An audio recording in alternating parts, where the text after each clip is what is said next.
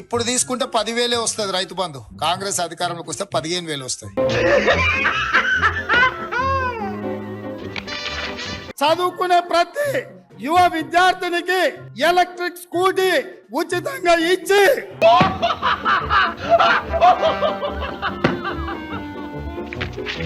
ఇవాళ రుణమాఫీ చేసిన వాళ్ళందరికీ నేను విజ్ఞప్తి చేస్తున్నా, ఎంబడే బ్యాంకు పోయి 2 లక్షలు తెచ్చుకోండి. డిసెంబర్ 9 నాడు నేను రాగానే మాఫీ చేస్తాను.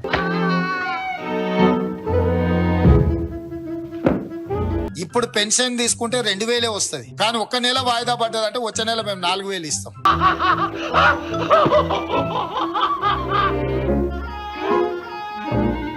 వచ్చే నెల మీరు తీసుకుంటే 1,00,000తో పాటు తులం బంగారం ఆడబిడ్డలకే ఇచ్చి ఆడబిడ్డల ఖాతాలో 2,500 రూపాయలు ఆడబిడ్డల ఖాతాలో వేయాలని కాంగ్రెస్ పార్టీ నిర్ణయం తీసుకున్నది.